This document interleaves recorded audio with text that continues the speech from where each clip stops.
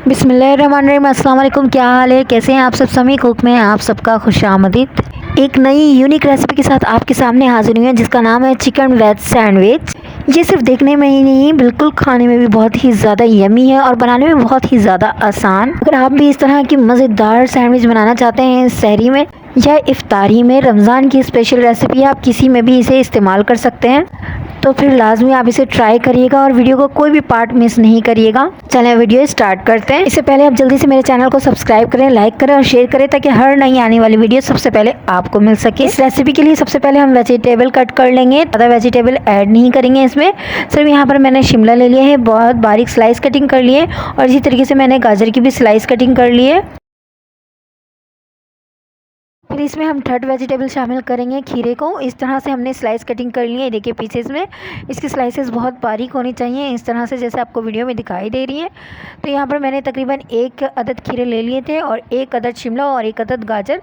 यह मैं कम क्वांटिटी में बना रही हूँ, तो आप जो है अपनी सैंडविच की मकदार के मुताबिक बनाइएगा।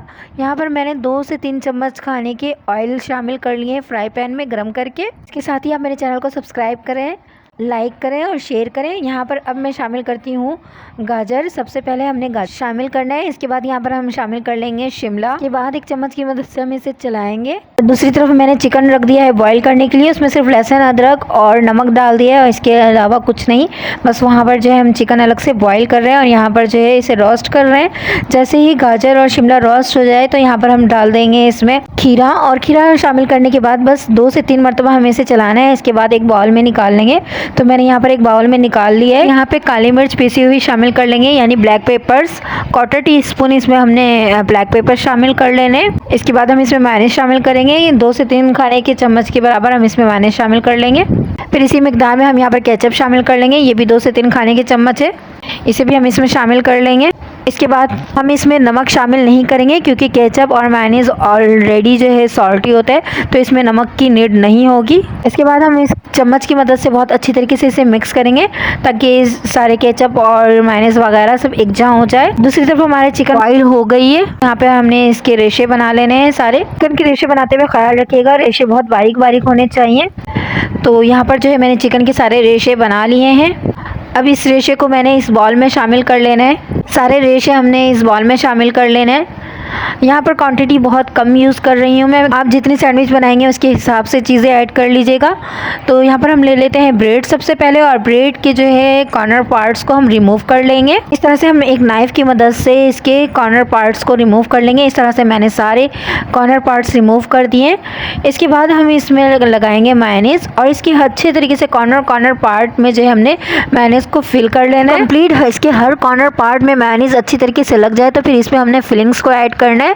फिलिंग्स भी अच्छे तरीके से आपने फिल करनी है, बिल्कुल भी कंजूसी नहीं करनी। इस तरह से जब फिलिंग्स ऐड हो जाए तो बस एक ब्रेड इसके ऊपर रख लें, और रखने के बाद जो है अब हम यहाँ पर दूसरी फिलिंग्स कर लेते हैं जल्दी से। अब हमारी दूसरी सैंडविच की फिलिंग भी रेडी हो चुकी है। अब एक फ्राई पैन गरम कर लेंगे और इसमें हमने मक्खन ले लिए हैं 1/4 टीस्पून। तो यहाँ पर आप घी या फिर ऑयल किसी से भी कर सकते हैं जो आपको बेहतर लगे।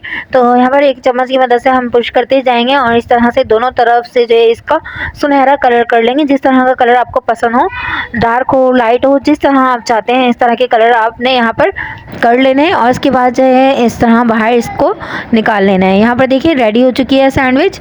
तो इस तरह से मैंने दोनों सैंडविच को रेडी कर लिया। अब दरमियान से हम इसे कट कर लेंगे। ये सैंडविच सिर्फ दिखने में ही नहीं बल्कि खाने में भी बहुत ही ज़्यादा यमी है और बहुत ही जल्दी बन करके तैयार होने वाली रेसिपी है। आप भी ये सैंडविच बनाएं ताकि सबका दिल जीत लें, सब उंगलियां चाटते रह जाएंगे। इतनी मज़े की रेसिपी बन करके तैयार हो जाएगी। उसकी आप लोगों को मेरी ये रेसिपी बहुत ही ज़्यादा अच्छी लगी होगी।